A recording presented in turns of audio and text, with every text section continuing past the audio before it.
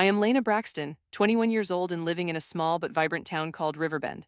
My life has always been pretty much ordinary, filled with college classes, part-time work at the local bookstore, and a tight-knit group of friends I genuinely adore.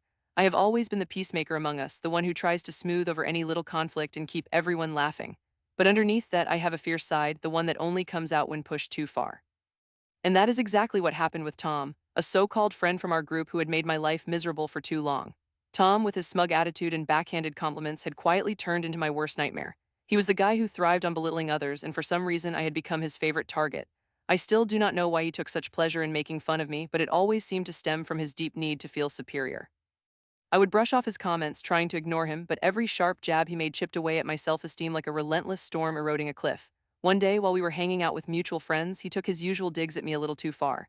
He began actively mocking me right in front of everyone, and instead of laughter, there was an uncomfortable silence. I could feel my face heating up, but I refused to show how much it hurt. I told him to stop, that he was crossed a line. Instead of backing down, he only laughed, saying it was a joke and called me a weirdo for not having a sense of humor. Even though it was humiliating, I knew it was typical Tom behavior, but this time something snapped within me. His comments were constant, each one designed to isolate me from the group we had all become a part of. I kept telling myself that I would not give him the satisfaction of getting angry. Yet when he escalated to eating my lunch right in front of me, throwing my sandwiches on the ground, any last vestige of my patience evaporated. The humiliation was unbearable. In that moment, I realized that I was powerless to stop him. The laughter of my friends was replaced by the echoes of my own embarrassment, and that is when the gears started turning in my mind. If he could make me feel this way, imagine what I could do to him as payback. I went home that day with a new sense of purpose. I began hatching a plan that would bring Tom crashing down to earth. I knew he had a girlfriend, a sweet girl who deserved so much better than his brand of toxic masculinity. So my opportunity was served up nicely on a silver platter. I created a fake social media profile under a different name, choosing a beautiful picture to represent this fictional character. Tom was the type who would go for a pretty face, so I already knew he would bite. I quickly followed him, and just as I predicted, he followed back without a second thought, eagerly looking to boost his ego while he was at it. Over the next few weeks, I played it cool, pretending to laugh at his thoughtless jokes and reinforcing that I had moved on like any bigger person would. However, deep down, I was anything but magnanimous. The thought of watching him explode from the inside fueled everything I was doing. I finally feigned interest in a cute girl I had talked about, knowing that Tom's ego would lead him to want to impress her. I asked him to show me the profile of the girl who had followed him, pretending to be completely swept away by the idea. When he revealed her, I acted surprised and pushed him to message her, giving him all the encouragement he needed. After some reluctance, he agreed, even while muttering concerns about his current girlfriend. But I assured him no one would ever find out. The deceitful gameplay was set in motion, and I told myself I was doing the right thing.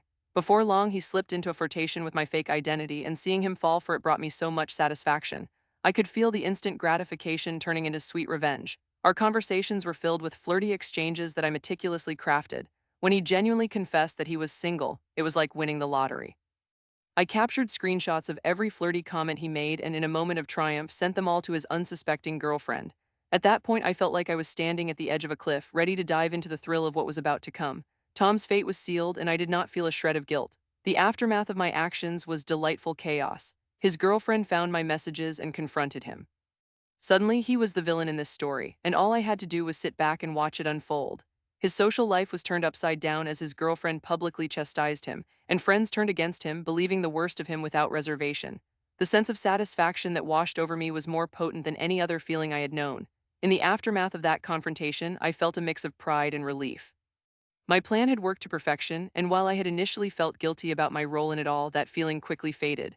I had stood up for myself in my own way, and while I would not advocate for revenge, sometimes the universe necessitates a balance. My life went on like usual, but I felt different, empowered in a way I had never experienced before. I regained control over my narrative and finally found myself moving forward without that lingering feeling of shame Tom had left me with for too long. But in the weeks that followed, I noticed something strange. Tom became a ghost in our friend group, slinking away into the corners.